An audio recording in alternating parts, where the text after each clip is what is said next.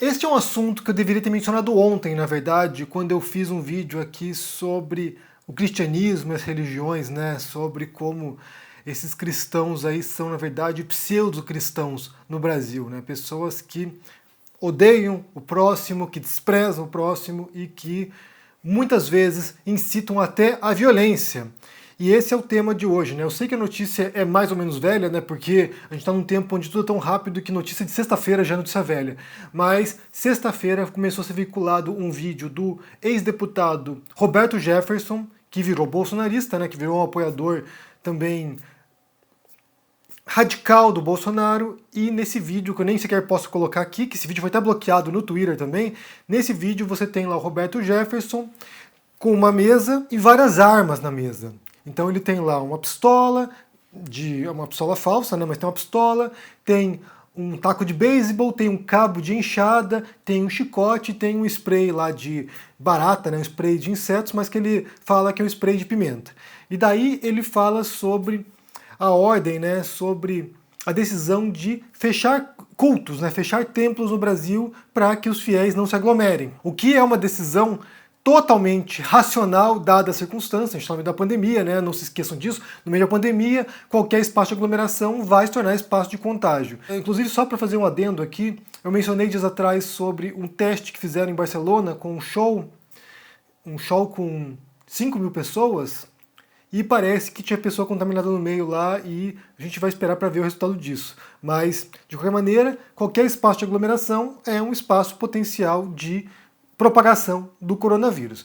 E daí houve uma decisão para fechar cultos e depois, por decisão monocrática do ministro Cássio Nunes, agora vai poder reabrir, né, até que o Supremo decida aí se vai poder ou não abrir espaços de cultos. Mas havia uma decisão de fechar os templos e o Roberto Jefferson disse o seguinte: olha, se vier o Satanás fechar o seu culto, né, fechar o seu templo, você tem que proteger o seu espaço de fé. E daí ele mostra as armas que os fiéis, os cristãos, vão usar para defender as suas igrejas. Primeiro ele fala da balaclava, né, de botar uma máscara.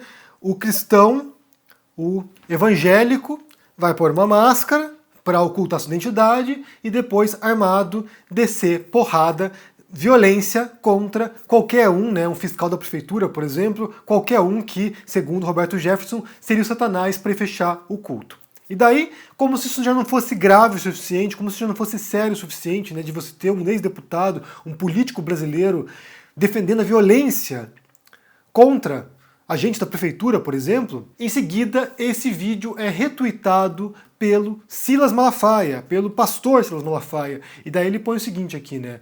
Roberto Jefferson ensinando como se expulsa Satanás, entre aspas, da igreja. KKKKKKK.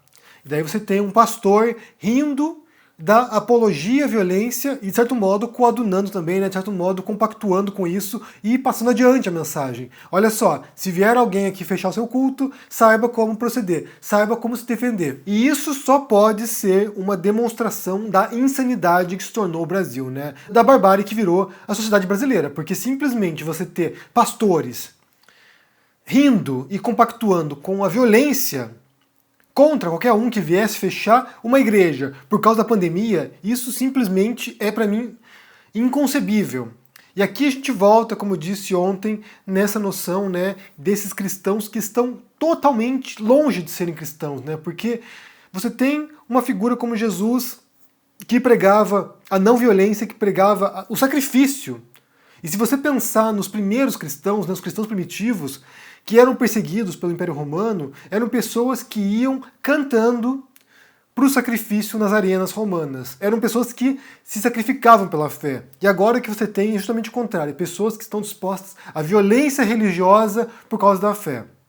E como eu falei, é muito óbvio, né, que você queira fechar esses espaços de culto, porque são espaços de aglomeração. Só que tem um enorme detalhe, né, porque essas pessoas, eles não são pastores, eles não são religiosos, eles não são líderes espirituais, eles são mercadores. Assim como você tinha lá na Judéia os mercadores do templo, né, pessoas que vendiam lá as oferendas para sacrifício no templo, essas pessoas são mercadores do templo. Os mesmos perfis de pessoas aos quais Jesus combatia e se revoltava, né, tanto que ele derruba as barracas dos mercadores, são essas mesmas pessoas hoje, porque esses templos, eles são, antes de tudo, espaços de comércio. Vende água sagrada, vende feijão mágico, vende redenção dos seus pecados, vende uma série de merchandising e de produtos que você pode comprar e serviços que você pode comprar, são espaços de comércio. Então, um templo não pode fechar, e aqui é, de fato, o ponto central, um templo evangélico neopentecostal não pode fechar, porque se fechar, esses pastores não lucram. Esses pastores não ganham. Você até pode alegar, né, mas a pessoa faz doação via débito em conta, via débito automático, cartão de crédito, mas não é só isso. A venda de merchandising e de serviços nesses espaços é muito forte. Então, se fecha o templo, se não tem culto, essas pessoas não estão lá consumindo e comprando coisas, comprando livros, comprando curas milagrosas. Elas não estão fazendo isso. Então é menos dinheiro para os cofres desses pastores, é menos dinheiro para os bolsos desses mercadores da fé. Que é isso que eles são, mercadores da fé. São pessoas que estão explorando a credulidade de um povo sofrido, de um povo que está desgraçado, e eles vão lá e eles exploram a expectativa dessas pessoas, exploram a dor dessas pessoas, prometem mundos e fundos, né? Se você vier aqui e tomar isso aqui, se você vier aqui e fizer tal coisa, você vai ter recompensa terrena. Que é outra coisa também que eles fazem, né? Não é apenas uma recompensa no pós-morte, né? Ah, você vai para o reino dos céus, você vai para o céu, você vai ter a bem-aventurança eterna. Não, você vai ter recompensa terrena. Se você doar o seu carro, você vai ter outro carro melhor. Se você doar a sua aliança, você vai ter um casamento feliz. Ou seja, eles prometem bênçãos terrenas. E, como eu falei, exploram a credulidade das pessoas, exploram o desespero das pessoas. São pessoas que estão buscando resposta e que caem nas malhas desse tipo de exploradores da fé.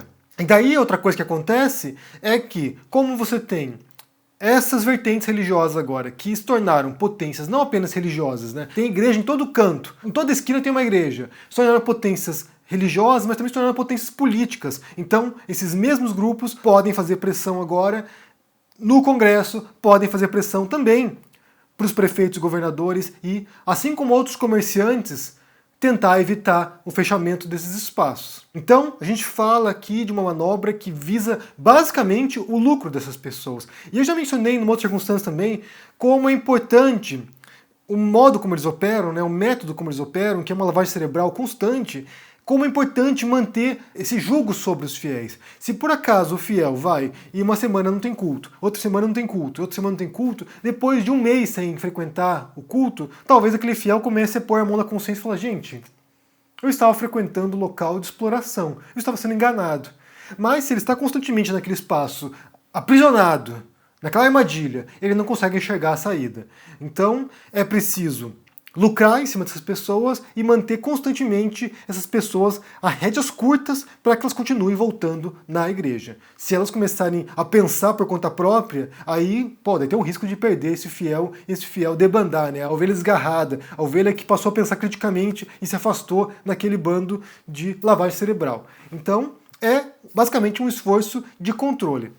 E como eu falei, a mensagem central disso, a mensagem essencial disso, é uma mensagem de ódio aos demais. É uma mensagem de ódio a demais grupos religiosos, é uma mensagem de ódio à esquerda brasileira, né, que a gente já viu isso em outras circunstâncias também, pastores falando nesse sentido, de que um fiel da Igreja Universal não pode ser de esquerda, ou seja, é uma mensagem política, também é uma mensagem política que eles propagam, e de violência física agora, né? Você tem lá um ex-deputado como Roberto Jefferson fazendo um vídeo mostrando armas de violência contra as pessoas e compartilhado por um pastor como Silas Malafaia.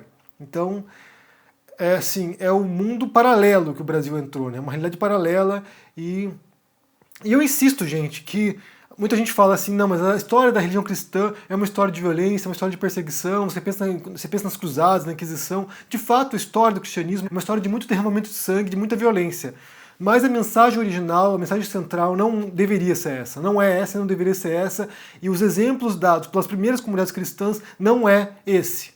Se você pensar ali, século I, os comportamentos dos cristãos na época era totalmente diferente daquilo que vai se tornar depois, no século III principalmente, quando se torna religião oficial do Império Romano. Então, houve uma deturpação da mensagem, de fato, houve uma deturpação, e isso foi em duas vertentes distintas ao longo de toda a história do cristianismo. Uma vertente que tentava preservar a mensagem original de Jesus, a mensagem de amor, de tolerância, de paz, e outra vertente que é uma mensagem de violência, de intolerância, de perseguição de hereges, de perseguição de ateus, ou seja, você tem essas duas correntes que seguem paralelas durante muito tempo na história do cristianismo, e há reformas, há resistência ao longo desse período, há padres, há líderes religiosos, há pastores que tentam evitar que seja puxado nesse sentido da intolerância, que seja levado no sentido do amor e da compreensão e do amor ao próximo. Então, são duas correntes que estão presentes, pelo menos, né? Tem mais correntes, mas são duas correntes principais que estão presentes ao longo de toda a história do cristianismo, e não dá para resumir o cristianismo ao ódio e à intolerância. Não dá para resumir nenhuma religião a isso, na verdade, né? A gente pode pensar no islamismo, por exemplo, que também tem as duas vertentes. Tem uma vertente que é tolerante, tem uma vertente que é de aceitação do outro. Você pode pensar na longa história dos povos muçulmanos na África e na Ásia, e que conviviam com outras religiões de maneira harmônica. E tem vertentes que são fundamentalistas e que praticam atos de violência. Então, você não pode tentar resumir as religiões ao que tem de pior nelas. Há coisas positivas também, e como eu disse, isso vem de um ateu, de uma pessoa que acha que a resposta não passa por religiões, mas eu sei que as pessoas precisam desse tipo de resposta, né? Elas buscam esse tipo de resposta, elas querem uma explicação para o sentido da vida, elas querem sentir que a sua vida tem um propósito. Então, isso é uma coisa que as religiões fornecem, de certo modo. E muita gente se reconforta com isso, e também não cabe a mim achar que você tem que se tornar ateu para ser feliz. Não é isso também o caso, nem vou defender esse tipo de ideia. Mas, quando eu vejo esse tipo de situação, né, essa exploração da credulidade das pessoas, essa exploração do sofrimento das pessoas, isso me revolta bastante, isso, sabe, isso para mim revela o que tem de pior nas religiões. O modo como elas são instrumentalizadas para domínio das pessoas. E eu só quero, para concluir esse vídeo aqui, responder alguns comentários que eu recebi ontem, nos vídeos de ontem aqui, que eu fiz dois vídeos, né? Um vídeo mais cedo sobre Nando Moura brigando com o Gil Diniz, 2 reacionários quebrando pau, e depois eu fiz um vídeo mais tarde sobre o Pondé, sobre um artigo do Pondé, que é um artigo, sabe, que eu comento aqui, e para mim é um artigo muito ruim, né? Então eu achei até engraçado o artigo, porque é péssimo o artigo. E eu explico ali no vídeo as razões disso. E daí muita gente vai falar assim, ah, mas você está sendo intolerante com eles, né? Você não está permitindo que eles mudem de posição, que todo mundo pode mudar de opinião. E de fato as pessoas mudam de opinião, as pessoas mudam de ideia, as pessoas compreendem o erro que elas cometeram, isso é totalmente normal. Tudo bem se o Nando Moura mudou de ideia, tudo bem se o Pondé mudou de ideia, para mim tanto faz. Podem mudar de ideia. A questão é que eu não sou daqueles que acham que inimigo do meu inimigo é meu amigo. Eu não acho isso. Principalmente porque eu nem sequer estou aqui para defender bandeira partidária, bandeira de político, bandeira de, sabe, certos grupos políticos. Não é o que eu estou fazendo aqui. O meu trabalho tem sido, ao longo dos últimos anos, de compreender a extrema-direita brasileira, compreender a ascensão do Bolsonaro e compreender como a direita brasileira foi cooptada para esse projeto. Então figuras como o Pondé, embora ele não fosse um bolsonarista de carteirinha, também legitimou esse processo. Era alguém que legitimou o Olavo de Carvalho, como a gente já viu aqui recentemente, né? Mostrei um vídeo dele aqui falando que o Olavo de Carvalho era um interlocutor legítimo da direita. Então, essas figuras, elas semearam esse solo no qual surge o Bolsonaro depois, assim como a Lava Jato, assim como os pastores evangélicos também, são figuras que prepararam o terreno para isso. Então, na minha compreensão desse cenário, a gente até pode aceitar que eles mudaram de ideia, mudaram de posição, que vão defender o Lula na próxima eleição, também tanto faz para mim se é o Lula, se é o Ciro, se é Marina Silva, se é qualquer outro candidato. Eu já falei aqui para vocês várias vezes que na eleição passada, qualquer um dos principais candidatos seria melhor do que o Bolsonaro. E isso era óbvio. Se fosse o Haddad, se fosse o Alckmin, se fosse Marina Silva, se fosse Ciro Gomes, se fosse Boulos, se fosse Meirelles, se fosse Álvaro Dias, qualquer um desses seria melhor do que o Bolsonaro. Claro que eu tinha predileção por alguns em comparação a outros, mas qualquer um seria melhor do que o Bolsonaro. Você teve uma vez, na entrevista que o Mamãe Falei deu pro Rafinha Bastos, que ele disse que eu, aqui, né, Henry, que eu falava obviedades. E quando alguém diz isso, eu fico feliz, porque se as pessoas houvessem ouvido as obviedades que eu falava em 2018, nós não estaríamos na situação agora. Então vir aqui falar o óbvio, para mim é o trabalho, na verdade, né? É o que me presto, é falar o óbvio aqui. E essas pessoas, como Nando Moura, como O próprio Pondé, como todas essas figuras da direita brasileira ou extrema-direita brasileira, eles se recusaram a ver o óbvio. Eles se recusaram a ver o caminho da catástrofe. A gente estava mostrando aqui o caminho, né? A gente estava aqui todos os dias mostrando aqui essa figura aqui, olha. A gente estava mostrando aqui, mostrando vídeos dele, falas dele, a gente estava mostrando o que o Olavo de Carvalho falava. E muita gente se recusou a ver o óbvio e agora estão pagando o preço por isso. Então eu não penso nessas pessoas como aliadas. Eu não penso nelas como aliadas porque eu sei que numa próxima eleição, mesmo se elas não apoiarem explicitamente o candidato, elas estarão em outro lado da trincheira. Elas estarão, assim que acabar a disputa contra o Bolsonaro, estarão nos apunhalando pelas costas. Na primeira oportunidade, essas pessoas vão pegar e vão nos atacar, porque é o que eles fazem. O Nando Moura é alguém que cresceu com base no ódio.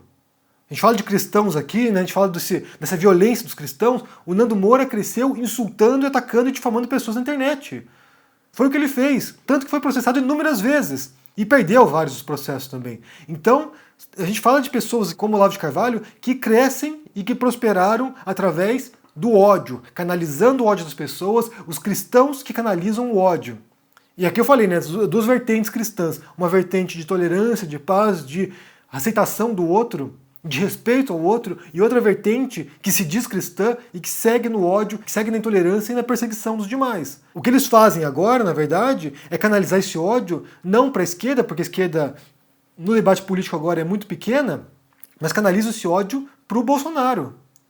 Então a mensagem deles é a mesma, é uma mensagem de ódio, de intolerância, só que agora o alvo é o Bolsonaro. E quando o Bolsonaro cair, eles vão encontrar outro alvo do ódio, que volta a ser esquerda possivelmente, volta a ser Lula, volta a ser PT, volta a ser PSOL, volta a ser Freixo, volta a ser Jean Willis, ou seja, é através do ódio que eles agregam as pessoas. E isso não vai mudar. Isso não vai mudar. A gente ignorar essas pessoas aqui, achar que agora são aliados táticos, como se diz por aí, isso é, para mim, um erro.